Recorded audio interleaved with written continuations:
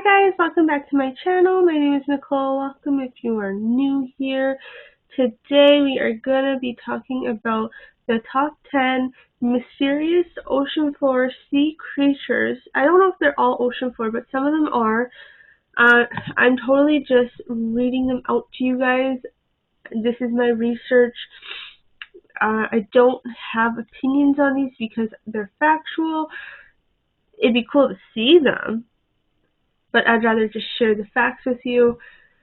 So let's get right into it. Number one is luminous lump of spaghetti, a bizarre seafloor creature covered with luminous orange spaghetti-like tentacles caused a stir online. Researchers from Monterey Bay Aquarium Research Institute first spotted the spaghetti worm from the genus Burmese using a remotely operated vehicle in 2012. While they were exploring the Gulf of California off the coast of Mexico, the pasta-mimicking worm has no eyes or gills and uses its colorful tentacles to catch the tiny pieces of organic detritus, also known as marine snow, that falls to the seafloor.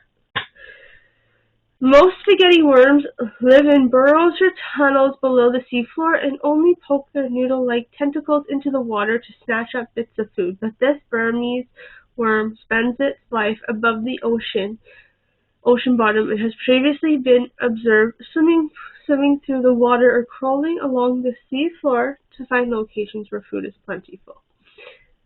That's cool. Number 2 is squid mom carries pearl-like eggs. Extremely rare footage of a squid mom carrying a gelatinous string of glimmering pearl-like eggs in her arms was captured in the dark ocean depths off the California coast. MBARI researchers spotted the deep sea with an ROV around 56 miles off the coast at the depth of 4,560 feet.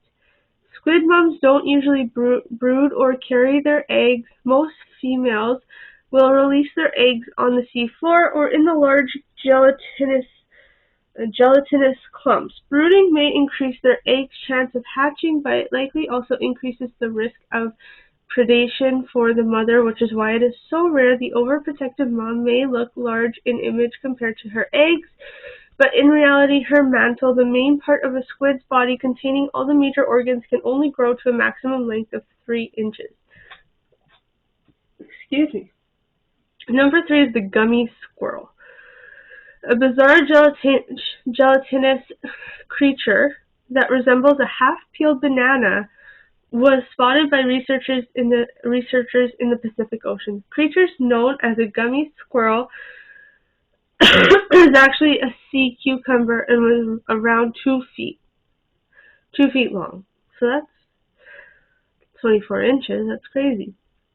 The gummy squirrel was one of 55 specimens collected by scientists from the Natural History Museum in London after exploring the sea floor of the Pacific Clarion-Clipperton Zone, located between Hawaii and Mexico. Other notable creatures from the trip include a tulip-shaped sea sponge and a coral thought to be exclusive to the Atlantic Ocean. As many as 39 of the creatures collected could belong to never-before-seen species. That's pretty neat. Number 4 is the blue goo. Scientists were left scratching their heads after they found the mysterious gooey creatures on the sea floor surrounding St. Croix, one of the U.S. Virgin Islands.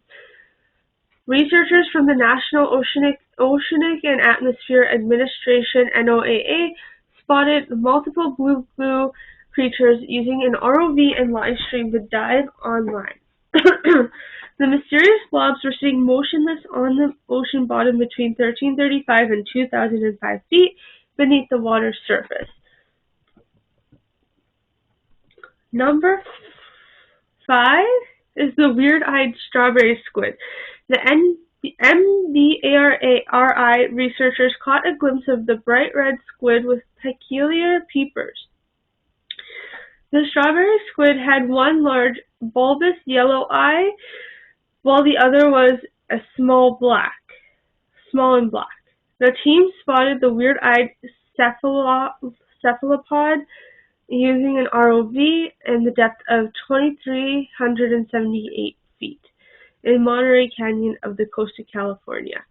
The squid's mismatched eyes give it an unusual advantage in the deep-sea ocean. The large yellow eye looks upwards to spot shadows cast by animals above, and the smaller black eye peers down, looking for flashes of bioluminescence given off by prey and potential predators. Number 6 is the alien shopping bag. The bizarre deep-sea creature resembling a floating plastic bag with glowing Cheeto guts was spotted near Hawaii. Researchers from Nautilus Live spotted the flowing, drifting creature with an ROV at the depth of 7,221 feet. In the Marine National Monument southeast of Honolulu, the bizarre animal is actually a sea cucumber in the family of Alpididae that scavenges marine snow falling to the seafloor. The transparent creature has a fin-like appendage that helps it swim short distance across the seafloor, as it was doing when researchers spotted it. The bright orange tubes inside the sea cucumber are its intestines, but it is unclear why they are so colorful. 7 of the deep sea. So this one here is called the anglerfish. You've probably seen the iconic creature before. They've almost become a mascot for the abyssal area. However, only some of them live in the deep sea, while others inhabit the continental shelf. They're strongly adapted to intense pressures and are typically compressed pelagic forms.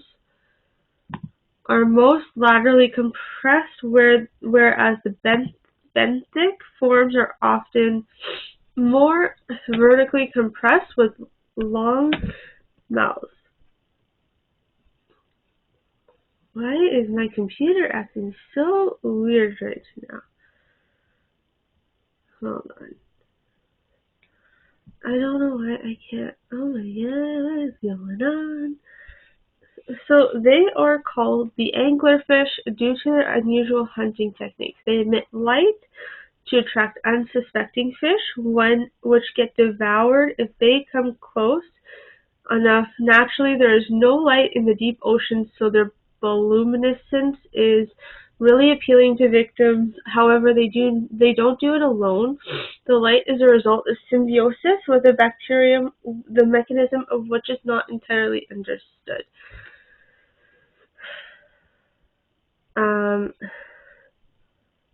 The sole purpose. Oh, okay.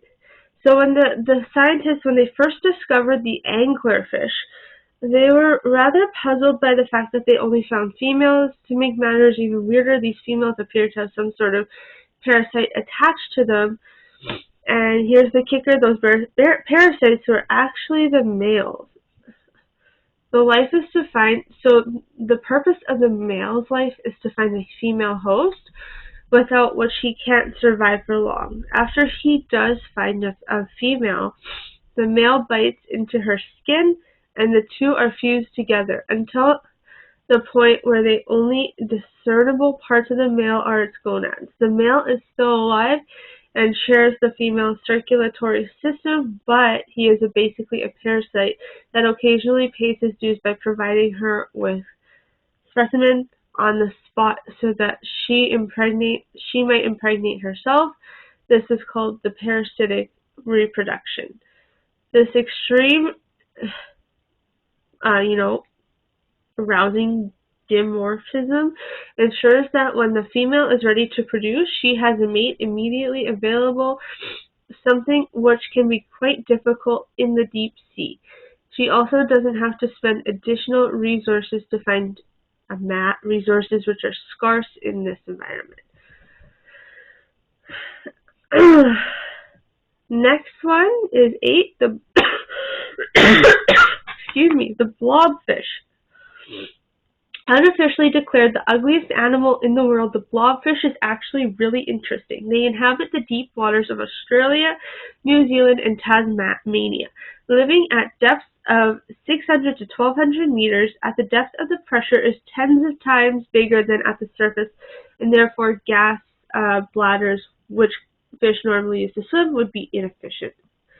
Gas bladders, so they're internal gas-filled organs that contribute to the ability of a fish to control its buoyancy, floating up or down with relative ease. The blobfish found an alternative to that. Its flesh is basically a gelatinous mass with a density slightly less than water. This allows the fish to float above the sea floor without expending energy on swimming, and he may be lazy, but he's pretty efficient. When underwater at immense pressure, the blobfish looks quite different. The pressure keeps its body looking like you see above. When you take it out, it starts to puff up due to the decompression. I'd say that it is that in its natural habitat, he's quite a nifty fellow. And they were apparently voted the world's ugliest animal back in September of 2013.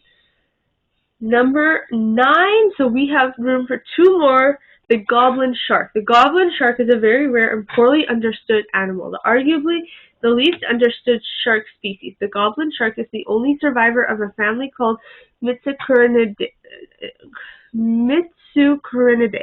a lineage some 125 million years old. They are quite puzzling creatures, and it's not the first time we've taken a look at the goblin shark. So are they immortal? That is a long time to be alive. Holy moly. While you can see some resemblance to other shark species, this animal has its own striking particularities. It is usually between 3 to 4 meters long when mature. Though it can grow larger than that, you shouldn't worry, however, because they live at 100 meters deep, with mature specimens living way deeper than that. The various anatomical features of the goblin shark, such as its flabby body and small fins, suggest that it's sluggish in nature. They have a very reduced skeleton and weak muscles, therefore it is not particularly fast swimmer. It's probably a stalker relying on ambush tactics to hunt. The long snout appears to have a sensory function, detecting electric fields from other creatures. Number 10 is the gulper eel. The gulper eel is another poorly understood species. They are superficially similar to other eel species, but have many internal differences. Their most notable attribute is the big mouth, bigger than the rest of the body. The mouth is loosely hinged and can be open wide enough to swallow an animal much larger than it, however, usually only eats small crustaceans. What is it? Small crustaceans. If I said that wrong, I do apologize. So not much is known about the reproductive habits of the gulper eel. We do know that as they mature, the males undergo a change that causes enlargement of the olfactory organs responsible for the sense of smell and degeneration of the teeth and jaws. They give up on some hunting abilities in order to be more successful in finding a mate. The gulper lives deep undersea at depths between 150 to 1800 meters, that is 500 to 6,000 feet long. It also has a long whip-like tail that it uses for movement and for communication via bioluminescence. The tail serves as a complex organ with numerous tentacles that glows pink and gives off occasional bright red flashes, presumably also to attract prey. That's cool. So that is it for me, you guys. Just thoughts about the deep sea. Is it dark down there? Like, do you think there's probably no light? So that's really interesting, some of these facts about these deep sea creatures. Maybe I'll get into the myths next, and that's it for today. You guys have an awesome rest of your day, evening, weekend, whatever it is for you, and we'll chat soon.